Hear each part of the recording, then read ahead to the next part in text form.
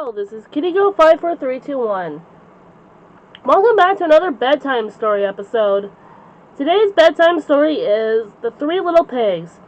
Because I know this story's been told a lot, but I have the book, so we might as well tell it. And here we go.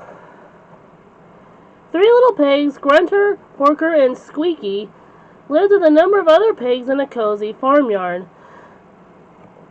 "This sty is too crowded," Grunter grumbled. "Let's go out and seek adventures in the big world." "Yes," agreed Porker. "Good idea." "Wee, wee, wee," squealed Squeaky. This meant yes, yes, yes, for he didn't want to be left behind. So they packed their belongings, said goodbye to their friends, and left the farm.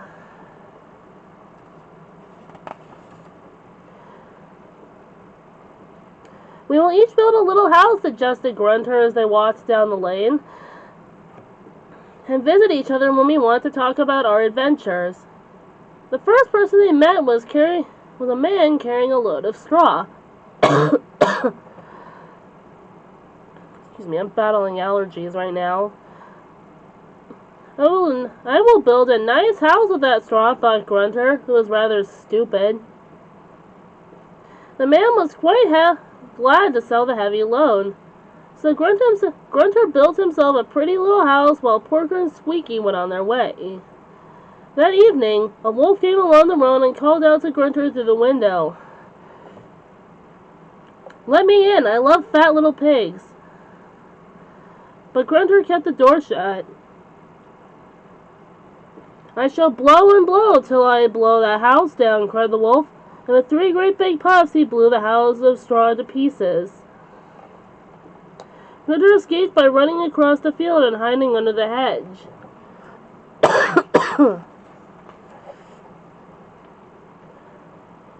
When Porker and Squeaky left Grunter, they saw a boy gathering sticks. "I would like to buy your bundle of sticks to build a house," said Porker. "Certainly," said the boy. So Porker took the sticks and built himself a stick house. When the wolf came to the wood, he saw Porker at the window. "Open the door," he cried.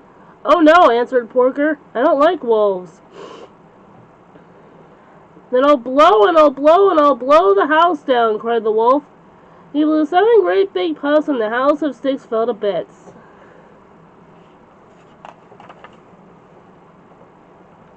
Porker managed to scuttle out the back door and hide behind a tree.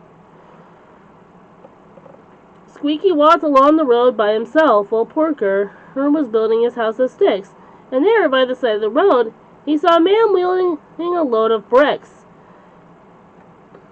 Squeaky was the youngest pig, but he was the cleverest, and he decided to build his house of bricks, and a fine, strong house it was. The wolf was feeling very hungry by now. 2 fat little pigs had escaped, and he was still looking for his supper. "Let me in," he cried to Squeaky. "It's too late," answered Squeaky. "I'm just going to bed." "Very well," replied the wolf. "I shall blow and blow until I blow the house down." But though he blew and blew, the brick house was too strong to blow over. Squeaky just laughed.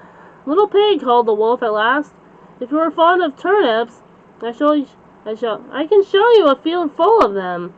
I will call for you in the morning at 9 o'clock, and we will go there together." "Many thanks," said Squeaky, and he rolled over and went to sleep. The little pig awoke early and was up by 7. He ran to the turnip field and had a good breakfast there. When the wolf came in to call for him, Squeaky waved from the window. "I couldn't wait for you, Mr. Wolf," he cried. "I was too hungry for my breakfast." So the wolf had to think of another way to catch him. "Let us go to the orchard," he suggested. "I will call you at 8 o'clock and we will have a fine feast of apples." "Thank you," said Squeaky. "That's a fine idea." But Squeaky was up at 6 and ran to the orchard. When the wolf arrived, he was sitting in a tree. "Hello," called out the little pig. "I was too hungry to wait for you. Here's a fine apple. Catch it." He threw an apple out to the wolf, but it rolled away. and while the wolf was chasing it, Squeaky climbed down and ran home. The next day, the wolf visited Squeaky's little brick house again. "Have you heard the news?" he asked Squeaky. "There is to be a grand fair on the common. It would be fun to go together in the afternoon." "Thank you," said Squeaky. "It certainly would be. It certainly would." But the little pig went to the fair in the morning and had a lovely time on the swings and roundabouts. He met a great many animals he knew, and they had a jolly time together. In the afternoon, Squeaky decided that it was time to leave the fair. His pockets were full of good things that he had won, and he was carrying a butter churn that he had bought at a farm stall. As he reached the top of the hill, he saw the wolf making his way to the fair.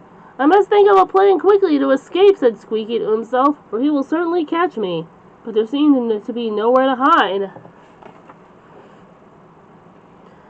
Just then he thought of the butter churn, and he jumped before the wolf got sight of him. But as the churn was round, it started rolling down the hill.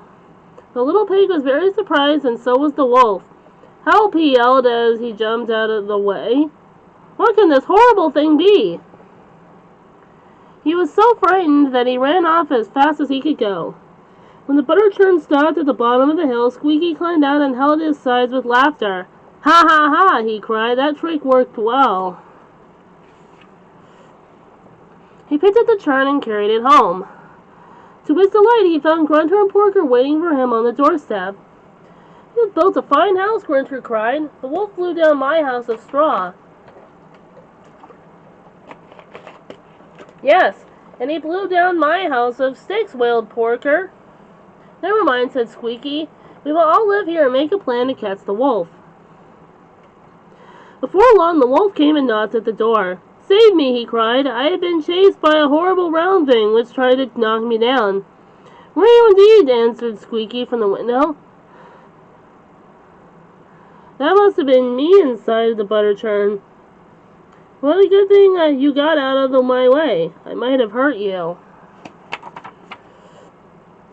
"I will catch you yet," growled the furious wolf. "I shall climb down the chimney, and then you will stop laughing, for I shall eat you for supper."